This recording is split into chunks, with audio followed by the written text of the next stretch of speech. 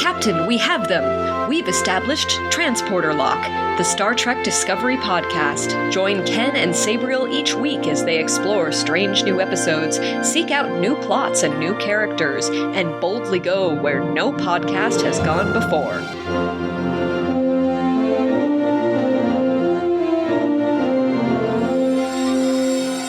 Hello and welcome to Transporter Lock episode number 102. I'm your co-host, Chief Engineer Ken Gagne, joined by my captain. Captain Sabriel Maston, and we are here to talk about me saying here multiple times in one sentence, but no, we're here to talk about Fly Me to the Moon. Fly you to the moon. Yes. Fly Picard. Me to the moon.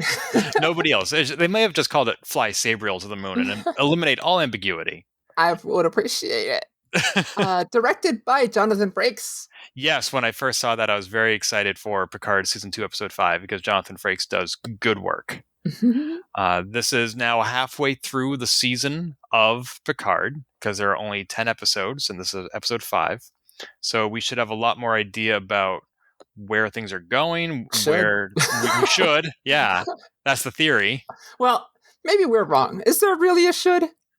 No, they can do whatever they want. I mean, they can pull their punches until the last minute if they want.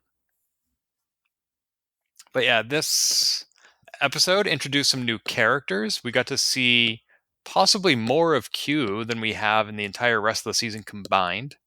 There were a couple of different genres at play here, especially in the last 10 minutes or so. Captain, what were you thinking about this episode, or where do you want to start? My feelings watching this show. I liked this episode. A lot of people online did not.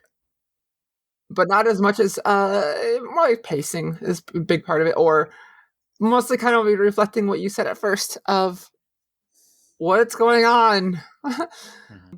But we've been saying that a lot about Star Trek and Discovery in here. Maybe it's our problem and not the show's problem. I mean, yeah, you kind of said it like,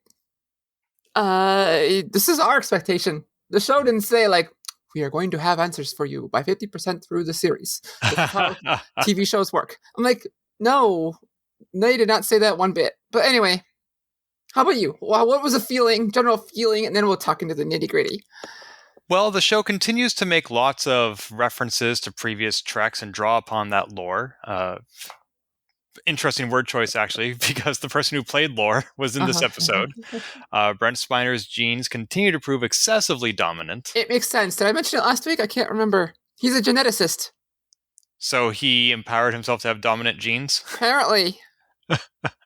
Or, maybe one was like, predestination paradox, or maybe he's the cause of it. I don't know.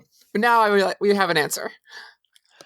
But your general feeling of the episode. We'll talk in nitty gritty. Sure. I continued to be underwhelmed. Mm-hmm. I had to suspend my disbelief a little bit more than I normally would for a show set in 2024. And I also kind of feel like this is not that much Star Trek. Like, the first word in the name of the series is star. And there really isn't any of that here. Even Star Trek First Contact, which is set on Earth in Bozeman, Montana, half the movie was set in outer space fighting the Borg. That's very much entrenched in Star Trek, and especially TNG lore. And Star Trek IV, The Voyage Home, that was a comedy. I'm willing to cut it a lot more slack.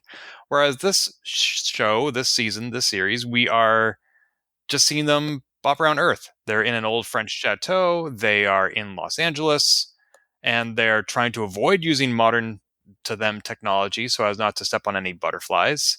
And their spaceship is grounded. So it feels less like Star Trek. See, for me, the Star Trek is about the characters, not necessarily it has to be in space or not on Earth. We've seen numerous shows or episodes where things don't really necessarily take place in space, like even DS9, like Homefront, or the Benny Russell episodes. So for me, Star Trek is about the characters and not necessarily the space part. No, you make a good point. Even just last week, or whenever we were talking to Shar, I mentioned Far Beyond the Stars as one of my favorite episodes of all time. So that's a good point. It is about the characters, and a movie that has just action and no character development doesn't interest me. Yeah. But also, those episodes were one-offs, and we're dealing with a entire serial season here where every episode leads into the next, and it's not like they're going to Earth for one episode and then returning to their normal trappings. So I think for me, it's both the characters and the environment. Oh, I think I could maybe tie this into a segue to kick us off. We are clearly in the Star Trek version of the 2020s and not the real life version of the 2020s.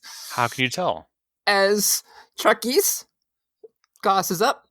We all know that by this time that there was the eugenics wars and World War III is coming soon and there will be first contact soon. In real life, unless it went unreported in the media, we've not seen the eugenics wars in India and that region.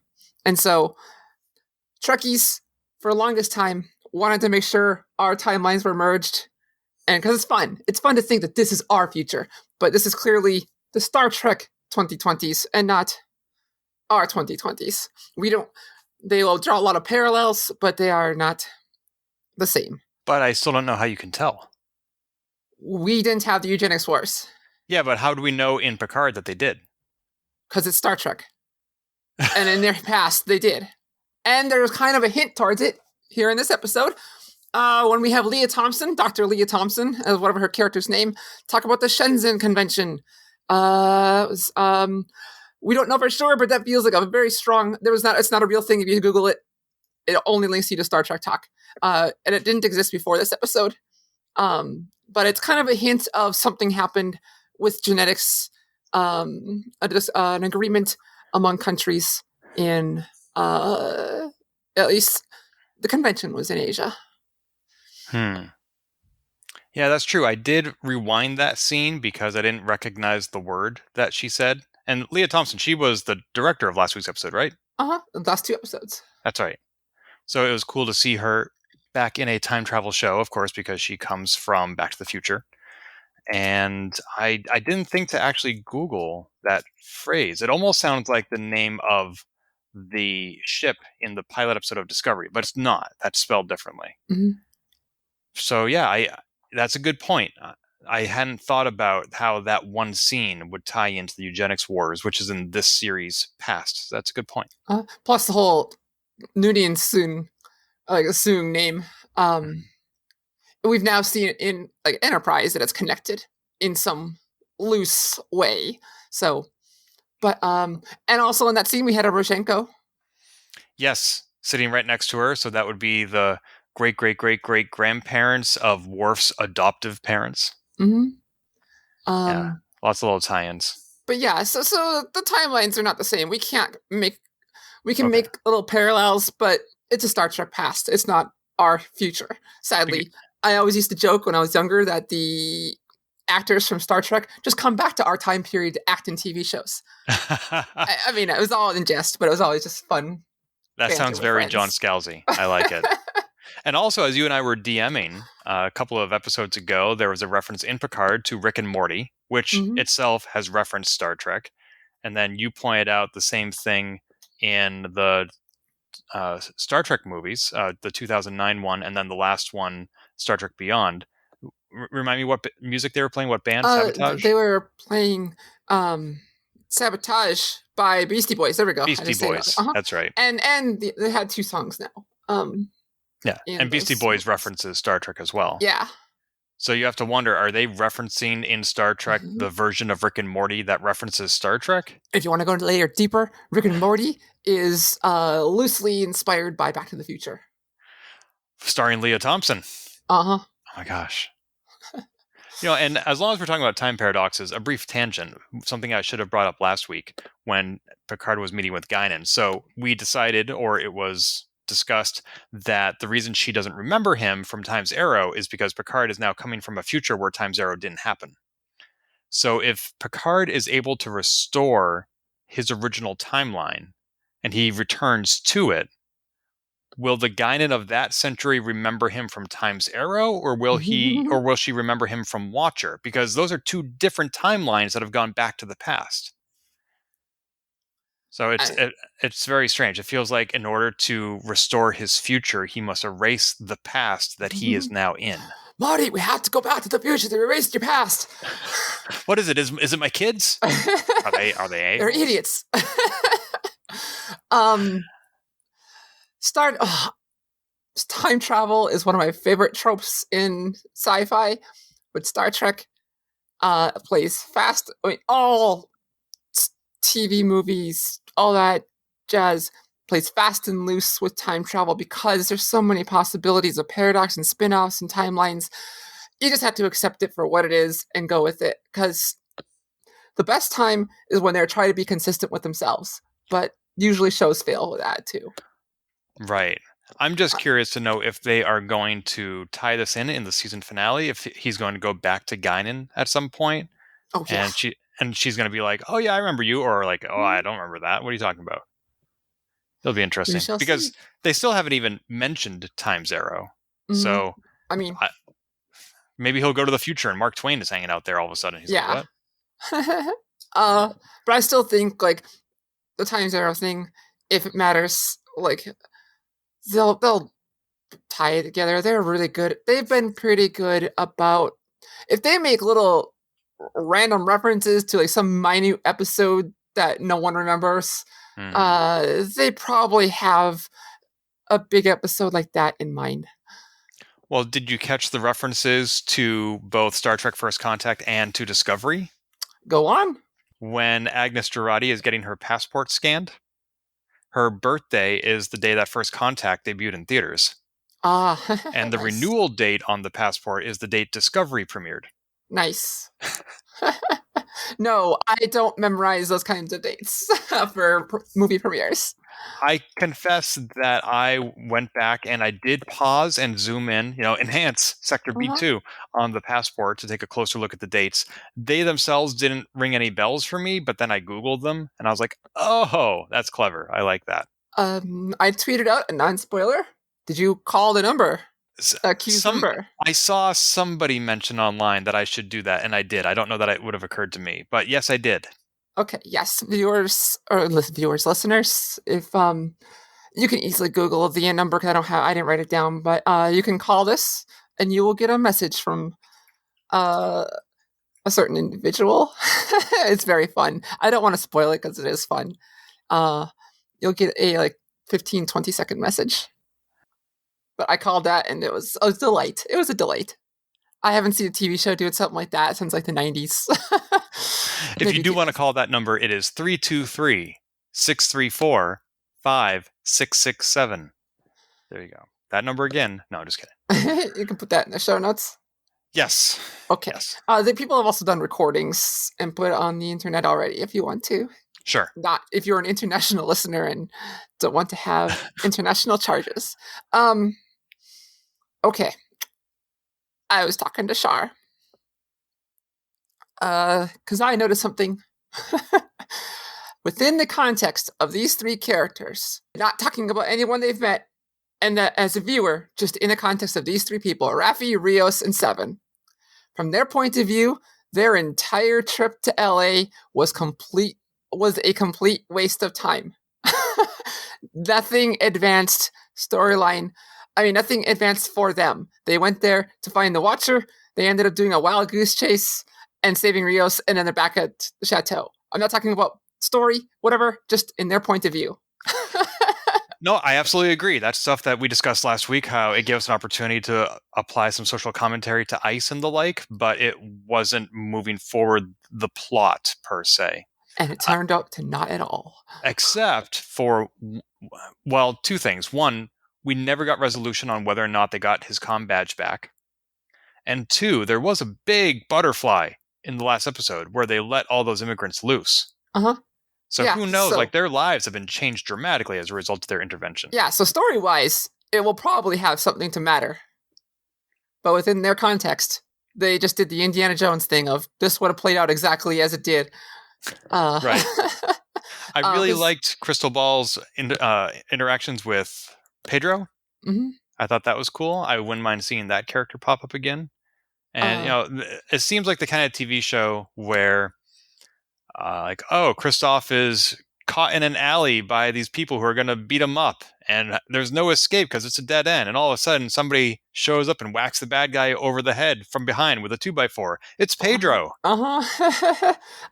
Like story wise, this scene was good, or this LA excursion was good for the development. We meet Teresa as well, but also for Seven and Raffi to work through a little bit of Raffi's issues, her grief.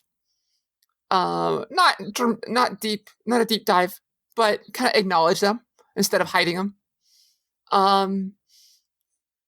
Like Raffi on the bus, I thought the character in the background looked a lot like Elnor, and then he was sitting in the background like, is that Elnor?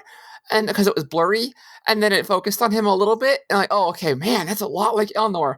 And then like 6 seconds later, races out the bus, and they replaced it with the actor for Elnor for like a second, and then put him back. I'm like, dang. Wow. Has a good attention for detail. I did not notice that actor in the background until Raffi did. I'm also curious about the interaction Seven and Raffi had on the hill when they were deciding whether or not to use an EMP or a transporter beam. And Raffi, Seven said to her, you need a target. I understand that. That's how you operate. And yet, Seven, ultimately, the course of action she chose, gave them a target. They got to go onto the bus and beat people up. Whereas what Raffi wanted to do was just transport Christoph away and not see or do anything with the bus directly. So I feel like Seven's solution was more in line with what Raffi needed. Raffi needed to... Seven meant Raffi needs to hyper-focus on someone. She was focusing on Gabe last season, and here it's Elnor. It didn't mean like the mission objective, unless I'm misunderstanding you. Oh, I thought that Raffi was projecting, and since she couldn't deal or didn't want to deal with what she was dealing with what had happened to Elnor, she was instead looking for an external target, and that's why she broke into the car and then hijacked it and did all these other violent things. Okay. I follow. I just misunderstood. Yeah. No. So I'm still confident that the timeline will reset somehow and Elnor will be fine. Elnor is going to be fine. Or seems lost opportunity. I wonder if this is another COVID thing. Well, it's a shame. I like Elnor a lot, and we talked about it on the Discovery recap. How about I brought it up how was some of the weirdness in the season a COVID thing? And I wonder if some kind of or schedule thing, like why is Elnor such a minor part? Was he written off intentionally? Or written off loosely? Or was it some reason the actor was unavailable? Because he was just such a bigger part from first season. And I mean, he just is missed a bit, is what I'm getting at. Not that it's wrong. When I saw the opening credits for this week, I saw his name, and I was like, oh, how are they going to bring him back? Is this some sort of a flashback? And it was so minor, I'm surprised that he showed up in the opening credits at all. Yeah, so it feels like they're just saving him for something later on in the season, but there's not much season left. Yeah, I mean, sometimes you need to kill a character off in order to demonstrate the severity of the situation. That's something that I talked about with Discovery, how it would have been, in a way, fitting if they had killed off Kayla Detmer.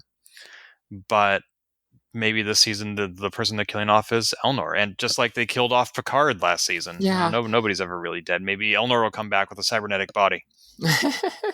The bus, all their little establishing shots were so weird and broken to me. At one point, it's on clearly a 4-lane highway. And then all of a sudden, another shot, it's on a 2-lane highway in a desert instead of the mountains. Another shot where they actually go and stop the bus, it's on the wrong side of the highway. And then the 4-lane highway again. And the biggest thing showing that this is clearly science fiction is that they are on a highway in California that has no traffic whatsoever. Wow. Clearly not the 405. No. Wow. These are all very astute observations. I had not noticed any of those things. Those are even the ones that stand out to me in the first episode, first viewing. A lot of times I catch things in the second. This one was like, this is so weird that this bus is so it's so empty.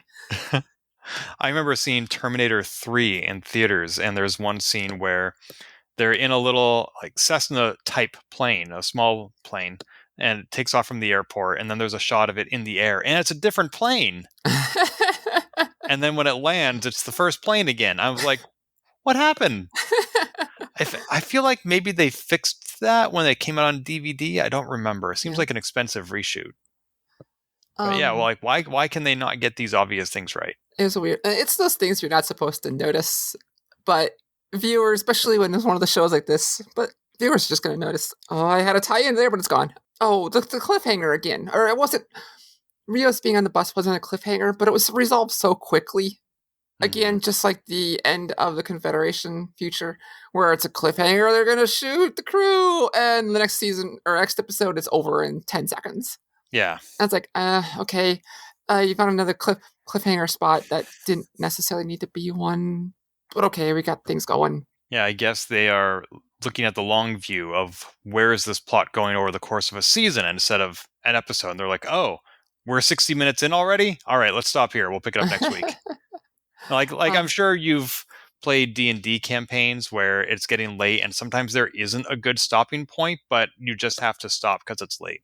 I actually have done that a couple times. Like, my players are so used to, I've gotten really good at cliffhangers and like, what? And then like a few weeks ago, I'm just like, and we're going to end there. I got no cliffhanger. Sorry, guys. And they're like, oh.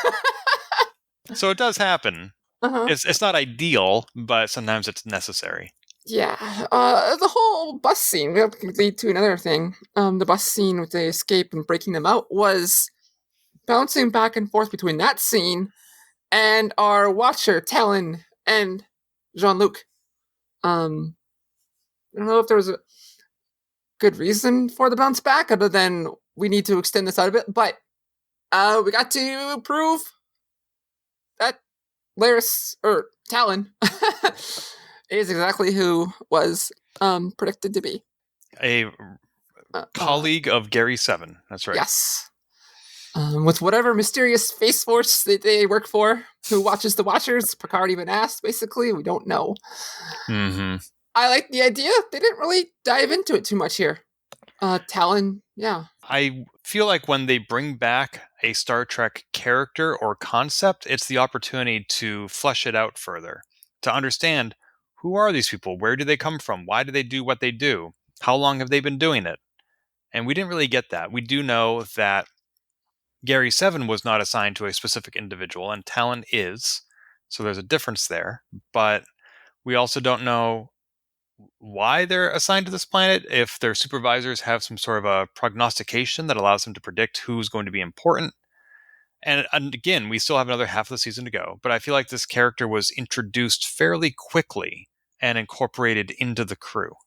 That was a note I had originally had. I was talking to Shar about, like, everyone this season goes along with Picard very quickly. Follow him, and he's a charismatic person. He's got he's a legendary character. He's got a legacy.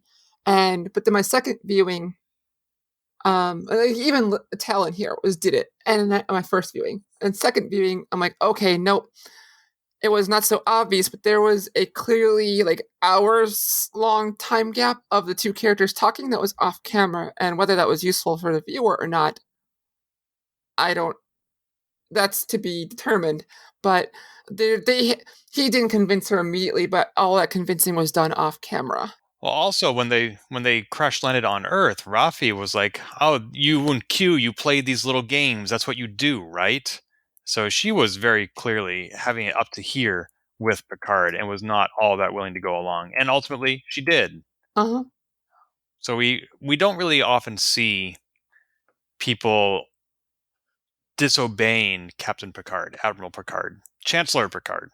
Now, they may not like what he has to say or do, but ultimately they go along. Oh, that was something I had proposed to Shar when we were talking. Is that part of Q's thing here? Show him that. This will kind of get into my huge meta thing of my big question, I guess. Gonna jump right to it. I don't know if it's directly one-to-one, but is part of Q's whole thing here to show JL that for once in his life he doesn't need to get involved. Or how is his involvement part of the meddling? I don't have an exact point A to point B on this reasoning. It's something I'm throwing out to see if it kind of sticks. is this part of Q's weird game here? So sort of like in All Good Things, the finale for TNG, where Picard ultimately created the time paradox that wiped out all of humanity. Yeah. Do you think that Q might be causing Picard to do the same thing again? I'm throwing it out there, possibility. I don't have an exact connection yet. It just kind of like, They keep showing things like, I don't know, what is this? What is this penance? Is Jean-Luc part of the reason Q's lost his powers? Is Jean-Luc's always getting into things part of the problem? And we're once in a while he needs to stop and slow down and just live life. I don't know. It's a bit of a mishmash of ideas that I haven't been able to really hone in on yet. The lesson Picard has to learn is that he doesn't always need to get involved in things, and that's going to make for a very boring third season. When you put it that way, but I don't think it's to that level of don't do anything, just sit at home and twiddle your thumbs. He just doesn't stop to slow down and enjoy life ever. I mean, action. He's the main character of this series. It's something's going to involve him.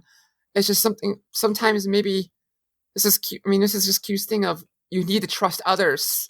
Sometimes. Do you think Picard has historically not done that? He's always gotten involved. I mean, That's he's his thing. He's the captain. You and I know that, but like I said, I'm throwing things out here. I don't have a clear, this is exactly why, or maybe even right way to word it. But I want to put that out there to kind of just get the things flowing. Well, let's talk about some of the other meddling Q did this episode, which especially involved the introduction of Data's great-great-great-grandfather and also his android daughter, who I was not expecting to see that actor show up again. So if I recall from the first season, I'm sorry, I always forget her name in the first season. And Soji. Daj and Soji, right. Thank you. Soji's physical manifestation was based on a painting of Data. A painting that Data made, which Picard dreamed about. And so apparently that painting itself was inspired by one of Data's great-great-grand-aunts. Oh, well, we don't know that's what the character android was specifically because it was painted. But now, this established that some kind of memory hint, clue, something in Data's subconscious or in his past. His subconscious had some kind of connection to the past. And this established that Corey was the basis of that. Yeah, so Data had a very good genealogical record of his ancestors to have painted that person. You're right, I mistakenly implied that the android was based on the painting, which in the first season it seemed like was true. Yeah. Now it's more apparent that the android and the painting were based on the ancestor. Okay, if that's what they want to go, I guess. Yeah. Okay. I don't really have an argument for or against it, just okay. I'm very curious to see when Picard meets this Soong, because he's going to be like, Data, is that you? And it's obviously not going to be. And he's going to be like, wow, you have remarkable genetics. Maybe someone will comment on that later this season. Because I presume that Picard is the obstacle that Q wants Soong to remove. That's the reason he's manipulating him and saying, I have limitations that I was not aware of, and I need your help in removing an obstacle. And I'm guessing that's Picard. Well, Rene Picard. Q seems to be doing that on his own. And I think he wants to prevent Jean-Luc from undoing his efforts with Rene. This is such the weird thing. Q has so many pieces to this chess game at the moment that I don't know if we can really say one way or the other. Yeah, sneaking in as the psychologist to What? I heard that voice immediately and knew it was him. Oh, yeah. And of course, it's Q playing. It's not even the first time he's done this. He played this exact character basically in TNG one time. It's doing the ridiculous German accent. And yes, I am Sigmund Freud, totally. But they have indicated how high security this Project Europa is. And if Q has no powers, for him to sneak in as a therapist so close to launch, you would think that Renee has been getting psych evaluations all along, and all of a sudden she has a new therapist and nobody questions this? We don't know how long Q has been meddling, because Well, that's another thing. I've always thought of Q as outside in the timeline and time itself, and all of a sudden, this episode, something has got him to be stuck in the timeline. But I don't know if he's lost all powers or just every time the camera's on him. Maybe we are the cause of his loss of powers. No, because we're viewing him. If we stop looking at him, it's Sturginger's powers, But no, I kind of got different tangents there. Maybe he has limited, or he's just fairly good at hacking. Apparently, we've shown he's really good at geology and things like that in TNG. When he lost his powers there. And so I can see, okay, sure, he hacked his way in to become a new psychologist, maybe a few days ago, maybe a few weeks ago. We don't know when he started this scheme. You're right. And it's kind of like in, again, Dungeons & Dragons, even low-level magicians can cast cantrips, to light a pipe without having to actually use magic points. So maybe Q still has some small sleight of hand that he can do without necessarily changing the very fabric of the universe like he's accustomed to. But yeah, it does kind of tie into, it might be a new thing that he is the psychiatrist, because last week we saw him at the end of the episode try to will these seeds of doubt into Rene Picard, and then all of a sudden, this week, here he is doing it. So maybe it does fit that he is because he couldn't will it. So this time he's like, oh crap, okay, I'm gonna go hack time and make it so I'm the psychiatrist now. And so maybe that was a very recent development, but Renee is not perturbed by it at all. Or this is very unlikely, so I don't actually believe this, but when Q showed up on the Enterprise one time, Guinan raised her hands to suggest that she had some sort of a defense against Q's powers. Maybe Renee is immune somehow. I don't think that's true, but it's a thought.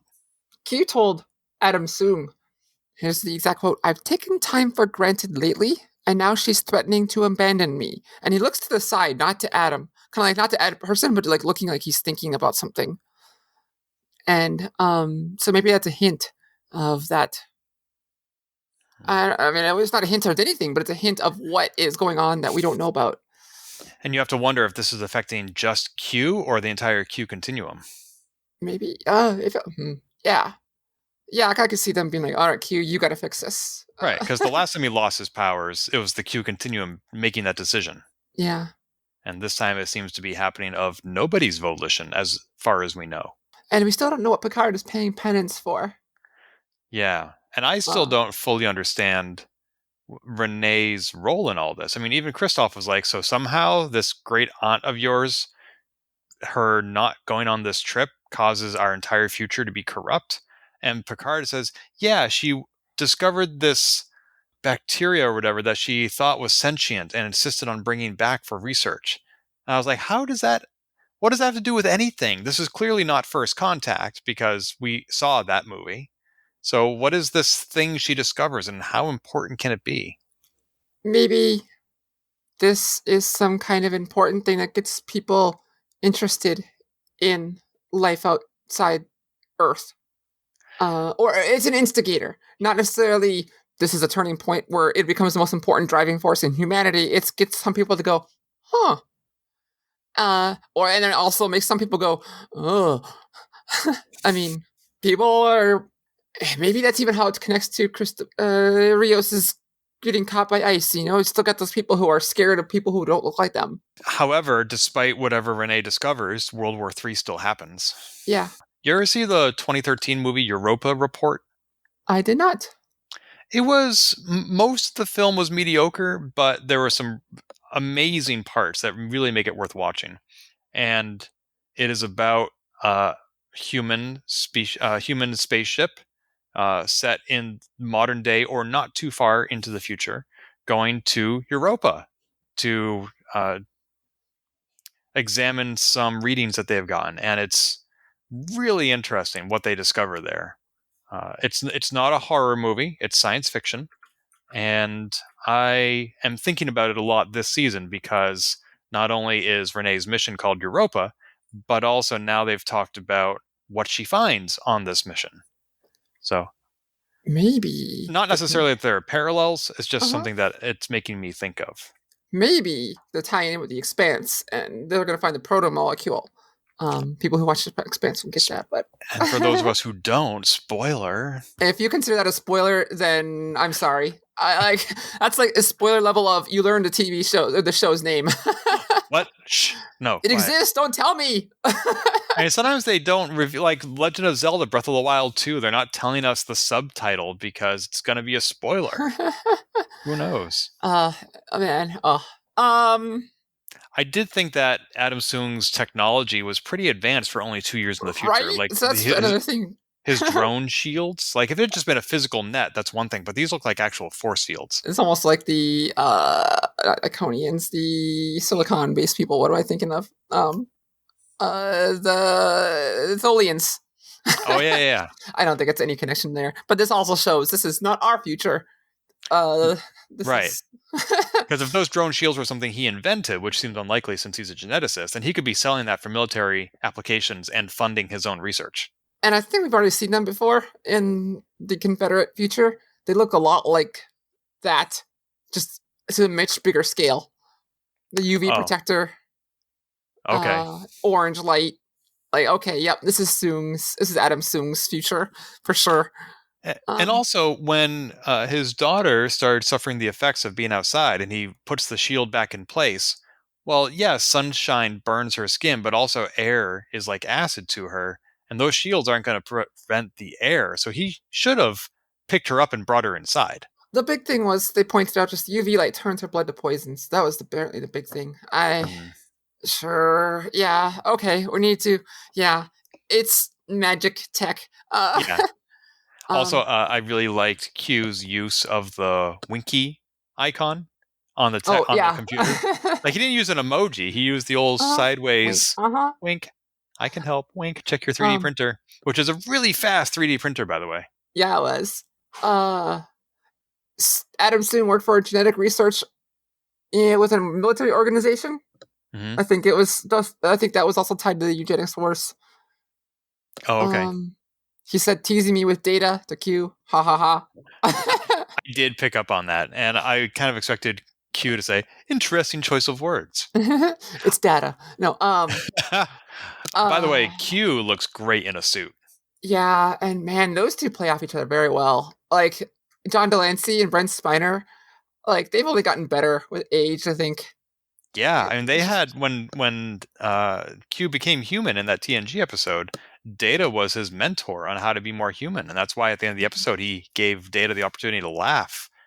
It's kind of disappointing to now see Q manipulating Data's ancestor. He has no loyalty to this Soong lineage. He's not like, hey, your great-great-grandkid helped me learn to be more human, and now you're just a pawn in my machinations. When was that? Well, this is now. When was that? Soon. Soon.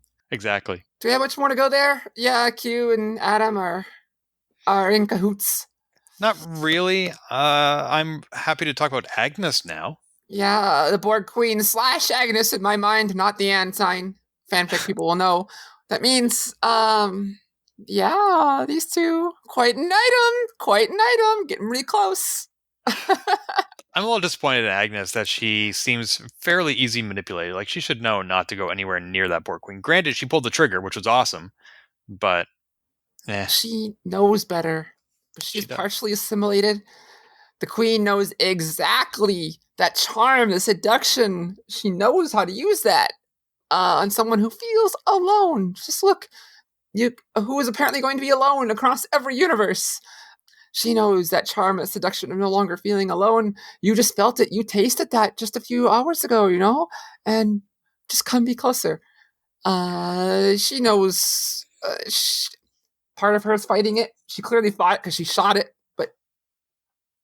there's a lot going on there. Yeah, and yet we have seen Agnes have 2 different partners in the first season of Picard. There was Bruce Maddox, and then there was Christoph.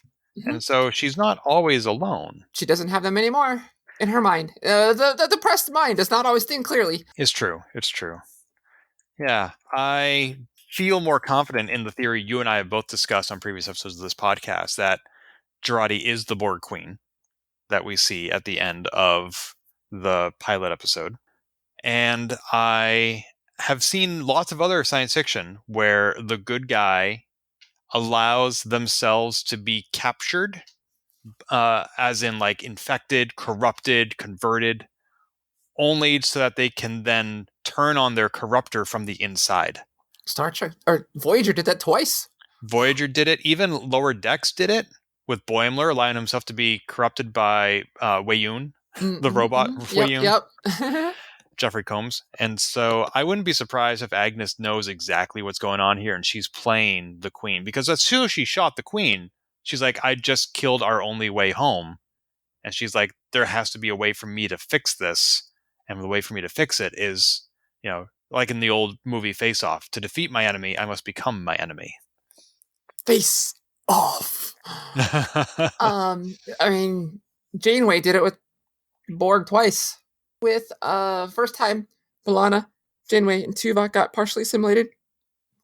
And then in the series finale, Admiral Janeway got assimilated and broke the Borg. So it's nothing new. But maybe it wasn't entirely Jurati's plan, but now she's going with it. But man, that cliffhanger of the Borg Queen's hand on the shoulder of Jurati was so good. I loved it. Yeah, we presume that the Borg Queen still doesn't have a lower half of her body, but as opposed to seeing her strung up like a puppet, she is now the one pulling Agnes's strings. She is the puppet master in some regard, anyway. Indeed. Man, the technology in at this club or this little gala that Rene Picard is at, and now everyone is going to do a heist movie thing at. That technology is far superior to a lot of things Starfleet has with security on their ship and everything. And How so? Just with the facial recognition, the 18 forms of ID, the very fast facial recognition. Like I could see Jurati's talking to herself. Just like this is the stuff we talked about even like a week or two ago about how Star Trek security measures are so bad. Yeah, it's not necessarily the technology. It's also the people who are paying attention to it. Mm-hmm. Like on Discovery, we were wondering, how did Zora never notice all these people opening these maintenance hatches and going to these uninhabited decks and talking to themselves and receiving messages? Like that information must be logged somewhere. It's just very easy to bypass, or nobody is sitting in a room watching the monitors to notice. They leave it all to their computers to automate the security, and that's a mistake. Apparently. Yeah, the tone of this episode shifted quite a bit in the last few minutes. Like they started playing like the heist music, and they really got Agnes all glammed up with her dress and her hair. Yeah, she looks great. Now we see she does. Yeah. Absolutely. I can't wait to see 7 of 9 arrive at this gala. I was surprised that they arrested her, and even some of them were surprised, like, dude, we're going to get sued. I feel like, now granted, this is a high security party, but parties I know that have been crashed usually result in the person being escorted out, not arrested. The person even called him on it. Like, why did you cuff her? Right. He's like, well, the plot said. No, someone's going to question Jurati next week, that means to me. We need her to stay here and see, what are you up to? Light on her face. Who are you? Who are you working with? How many lights are there? Yes. There is one light. Yeah, that was a little weird. And her goal was to get into that server room, not even because she's infected by the Borg Queen. Like, that was her and her team's plan. I wonder what she intended to do there. Does she have some hidden tricorder that she can use to hack the servers from local proximity only? Or she has Borg tubules. Maybe that's just to know it now. I don't know. I don't think so, but I guess we'll see next week. She certainly couldn't have told Picard and his crew, oh yeah, once I get into the server room, I'm going to use my Borg tubes. Uh-huh. And I also wonder what the Queen's long-term plan is. Clearly it's a simulation of all life as we know it, but I wonder how that's going to play out, because I think the Borg Queen wants to be in the server room too. She has a long con going on too, and I'm interested in seeing it. It's very slowly playing out. I don't think it's just to romance Agnes like I love. But is she just trying to get her collective back? I guess we'll see. Yeah, but right now she is more Agnes than she is Queen, I believe. Yeah. And it'll be interesting to see how those two personalities play out and which one wins in the end. I believe it to be Agnes, but based on what we saw in the pilot episode where the Queen shows up and she says, I need power, and she overtakes the ship. I mean, we've now seen those same tubes in this episode, the same Dr. Octopus type tubes, but it doesn't seem like Agnes to board a ship and take it over and claim she needs power. And so it could be that it's not one or the other that wins out. It's a melding of the two. A melding of them, yeah. And we did see that she was stunning the people who was attacking her in that opening scene and not killing them. That's right. That's right. Somebody, I think it was Christoph, said, she's only stunning them. Don't fire. And that is curious. I feel like we need to see that scene play out, and we will by the end of this season. Yeah. Except without the self-destruct. Right. We shall see soon. The swagger of Renee leaning against the bar. I loved it. Of course, the pilot's going to be like that. And then I saw yesterday, I saved the tweet and I lost it before the recording and I didn't look back for it. But the actress even tweeted a thank you for Frakes to letting her do that letting her do that instead of movie usually just like, or media loves to make women stand, proper and prim and so they can show off their dresses in their bodies as much as they can. And here she's just like leaning against the bar, drinking a shot down. Like, I loved it. Yeah, it was especially appreciated because she is not necessarily portrayed as a confident person in this episode. A lot of people suffer from, they seem to be describing it as lack of confidence, but it could be something else. It could be depression. It could be bipolar disorder. It could be imposter syndrome. Could be a lot of things, all of which are very valid and real and experienced by people of all genders. So I'm curious to know how they're going to address that, because Discovery has done a really good job discussing and addressing mental health issues and representing them, portraying them in a realistic fashion to a degree, in an abbreviated fashion because it is Star Trek. And so what exactly is Renee dealing with that Q is not creating but exacerbating? And how do they resolve that just by showing up to a party and making sure nobody influences her? I mean, when you have imposter syndrome, that isn't something that other people put in your head, and you can't hide from it by making sure nobody interacts with you at a party. Yeah, I mean, is Jean-Luc going to go up to her and be like, I am your great, great, great, great, great grandson, and I need you to go to space, so I can be here to tell you I need you to go to space. Right. Yeah, I feel like these two are going to interact despite any proclaimed desire to avoid stepping on butterflies. It's inevitable. And we also now, I mean, this is obvious, but just to spell it out, we now know why Guinan changed her mind when she heard Picard's last name. Yeah, yep. Cisco even went and they sure to say hi to Kirk. The temporal prime directive be damned. Trials and tribulations. Had to get his autograph, specifically. So... And what was with all the DS9 references we were noticing earlier in the season? We are seeing so fewer of them now and no payoff. I don't know. It was supposed to... Did they say it was going to be payoff? Or is it all about expectations again? It's about red herrings is what it is. I don't know. I think it was the audience and internet loved to set themselves up for expectations to get disappointed on.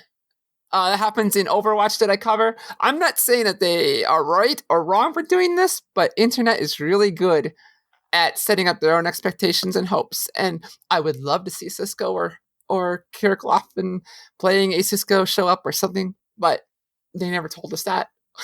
Reminds me a little bit of Super Mario Odyssey, where when people are playing these 3D Mario games, they love to glitch it and get to areas they're not supposed to go to.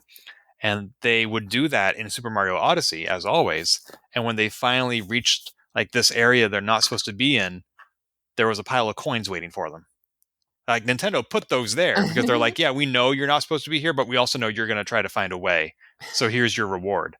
And when they show up, they're like, dang it. This was expected. We've been played. We were meant to find this place. This isn't a glitch after all. So maybe it's just Paramount Plus toying with us. We know that they love to have references, and so here we go. Here we are. Yep. It will be fun. And for when it happens, it'll be a little treat. But keep your expectations low so you don't get disappointed. Wait, no. Star Trek, the pessimist generation. Yeah, that was a Discovery reference I just made, and I was trying. Like, I thought it was Star Trek, and then I questioned myself. Anyway, Rene Picard at the opening had a good luck charm of a necklace hanging in the simulator. It was some kind of weird triangular-ish thing, but we didn't get a good look at the entire thing itself. And the camera was right on it. And I'm wondering if it will be something that's important or just important to her. It was a little silver necklace thing. It was triangular-ish. And I was just like, I noticed it more on the second viewing. The way that they focused on it made me think like maybe it will be important if it's not just important to her. I don't know. That's not something I paid a lot of attention to. I tend to watch these episodes only once. I think there was one episode of season 2 of Discovery that I watched twice, and that was it. I think it was the penultimate episode of that season. And everything else that you and I have talked about on this podcast, from Discovery to Picard to Lower Decks to Prodigy, I've watched only once. I sometimes miss those details, and I don't know what importance they might have. Yeah, if I had a time or care, I would go back and point out to myself how many times I was right, or if I'm just reading into things. I used to attend this annual conference where Rob Walsh of the Today in iOS podcast would give a presentation, and he would start with his predictions for the next year. And it's an annual conference, and the next year he would come back and say, okay, here were the predictions I made at this conference last year. Here are which ones I got right and wrong. And here are my predictions for next year. And there was more to the presentation than that. But since he gave this talk every year for like 10 years. And it was impressive to see how often he was right and how often he was wrong. So maybe we need a Sabriel bingo card or something. I don't have much more to say, but there are a few like little things. Yeah, go for it. Talon, our supervisor, watcher lady, her pad that she was showing and live streaming, or not live streaming, but showing off this panel, was very much a Romulan-like triangle, and the lettering on there was Romulan, especially on her pad. Both were. Interesting. Now, what connection that means, whoosh, besides looking a lot like Laris, we shall see. That was that. Maybe that'll play out later on. So maybe we will understand more about the Watchers later on during the show. Even if we don't get force-fed all the information the moment we meet them, doesn't mean it's not going to be revealed later. Yeah, we don't know why she looks like Laris. Picard pretty quickly established that it's not Laris, at least not yet. If these characters like Gary 7 are especially long-lived, then this could be the same Laris we know from the future. So the thing last week I said, like, I'm so excited to see where this goes, played out immediately. It was, look, I had seen the preview of the Borg Queen listening to voices and whatever like that. That was the part of the preview I'd seen, was that her hacking into the cell phone networks. Here I thought, like, oh my god, is she going to somehow like assimilate, or I'll start getting into Earth of this time period? No, she's just doing it to make prank phone calls. Well, it reminds me of, I mean, to your point, I hadn't considered this, but there was a TV show by Joss Whedon called Dollhouse. And in one episode, I mean, basically the concept for that movie was that the brain is reprogrammable. You can basically plug in and plug out personalities and skills and memories. So you can replace a person wholesale. And in one episode, they figured out how to do that using audio signals, like a modem. So you call somebody, they answer the phone, they hear a signal, and all of a sudden they're a different person, almost like a sleeper agent. So I was glad that, geez, the Borg Queen didn't do that. Oh, the creepy call out to Agnes. Agnes. From across the way, which apparently, like, oh, how did the cop? Apparently, Agnes just left the door open on that cloak ship, that or half cloak ship. Right. But anyway, that creepy Agnes from across the chateau. Like, holy god, that was creepy. And then finally, Agnes, wake up! I can't start without you. Oh, Picard mentioned the history of this time period is widely incomplete. So all this data keeping, all this archiving, apparently gets lost in the wars. And yet he still knew in that pilot episode when he was giving the talk to Starfleet Academy that his great ancestor was Renee. Yeah, it's wildly all over the place. Apparently, you just never know what you're going to find. Surprise. But the last thing I really noticed was that the computer on Rios' computer federation ship, I noticed this before, but it shows up again here too. It sounds a lot like Majel Barrett. That's not possible, though. she is dead, but I know they recorded a bunch of stuff from her, the actress, before she died. And you can always just, TV shows have been pulling audio out of people who are long dead and make it sound like they're in the current. And I can't say it's the same person or someone pretending to be her.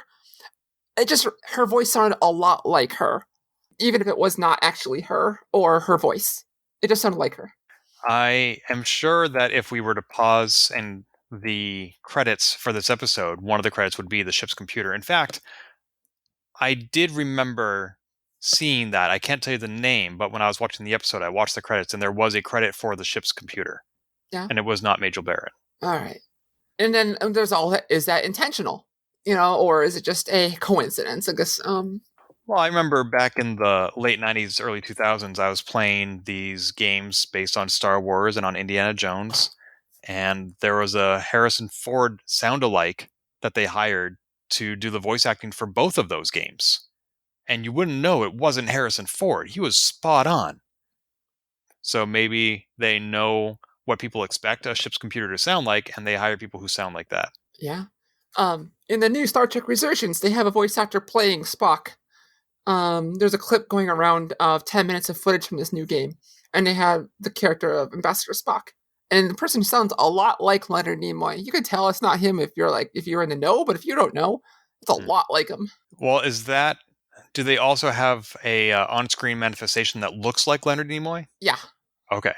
Because there have been a lot of Spocks now, like Zachary Quinto was Spock, and you never see him show up. Yeah. So that makes sense, though. If they're trying to capture a particular aesthetic, they would go for something that isn't jarring to viewers and listeners. Anyway, those are all the notes I had. Yeah, I have 3 notes. 2 are about Paramount Plus. Yeah. First is every time I go to watch a new episode of Star Trek on the Apple TV app, I don't know if this is a bug or a glitch or what, but it shows me a single frame from the Strange New Worlds teaser, and then the screen goes black, and then it goes into whatever episode of Star Trek I want to watch.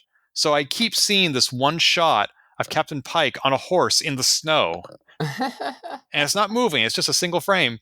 And then I'm like, why? Why is that so important? What is the subliminal message? It keeps flashing into my mind. Watch Strange New Worlds. Watch Strange New Worlds. And second, this is not Star Trek, but since you and I are both gamers and we both have Paramount Plus or something like it, are you going to be watching the Halo TV series? Oh, it started. I don't know. I've barely played Halo my entire life. So maybe I'll give it a shot, but it doesn't have particular meaning to me. Yeah, I'm not a huge fan of the games. The first episode is available for free in its entirety on YouTube, and I was going to watch it there, but then I was like, oh, wait, it's on Paramount Plus. I have that. That's better. But I don't think I'm going to watch it because I have a long list of other things I'd rather watch. Like, I just found out back in 2003 or so, there was a 4-part miniseries of RoboCop called Prime Directives. It was 4 episodes. Each one was an hour and a half. And my dad and I were going to watch it, and he went to tape it on the VCR, and he screwed up the recording. Oh, no. At least that's my memory. Maybe the reality is that I screwed it up, and I'm projecting onto him. But nonetheless, it was not made available for a long time, and then I just forgot about it. And finally, last night, I got reminded of it somehow, and I went to look it up online. And all 4 episodes are available for rental, streaming from Amazon Prime. Oh, wow.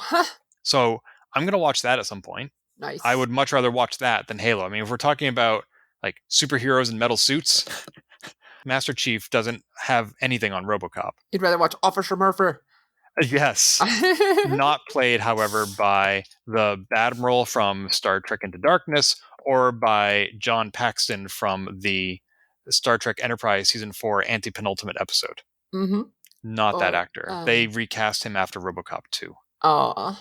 Yeah. And was it like 2013 or whatever? They remade RoboCop. That's and Michael Keaton was in it. I never did get around to seeing that, even though I wanted to. It was bad, and the remake of Total Recall was bad. Cool. Terrible. So don't watch either one. No 3 boob ladies. That's my opinion. I'm sure Rotten Tomatoes has some redeeming qualities listed. I forgot one note, and I could tie it into talking about cops. Okay. I have one. I said I had 3 things. That was 2. I have a 3rd thing, and it's about a cop. Maybe it's the same thing. Maybe it is. I love that scene. Oh, that's what you wanted to say? Oh, dragging the cop as Talon gets there and JL gets there. He's like, they're an amazing crew. They are very trustworthy. I love them. They'll do anything, blah, blah, blah. And it comes up and they're just dragging what she thinks is a dead cop across a dead body across the floor. They're good. That's why I say there were a lot of genres in this episode, and that scene was one of the genres. That was so funny. Oh, Raffi's discussion with JL. It's like, she's like, so it's not a little weird that she looks a lot like Glarus? Yep. And then like a little odd to you? Yep. Like the whole little dynamic, and then, good talk. I like that too. That was good. So good. He's just like, yep. Sort of reminds me of an episode of Frasier where he was dating this girl who looked like his mom, his late mom. And everybody noticed it but him. Oh, it's so good. It was so good. But, we're talking about cliffhangers for this season, how sometimes they are resolved adequately and sometimes they're not. The big cliffhanger for me this season, this episode, is what happens to his spleen? Oh, well, it stays in the box. Maybe they give it to him. And then all of a sudden that horrible internet conspiracy of like you wake up in a bathtub with your spleen. We may never know. Maybe the queen assimilates it. Maybe it goes back to the future, and we don't know. It's a huge paradox. The spleen will be the Borg Queen. So we have some cliffhangers here. Maybe we'll find out next week. Until next time. Let me see what spring is like on Jupiter and Mars. What's that from? Fly Me to the Moon. Oh, okay. Hit it. There you go. Is that better? If you've enjoyed this episode, please leave a review on iTunes and keep your hailing frequencies open by following us on Twitter @TransporterLock or subscribing to our podcast and email newsletter at transporterlock.com.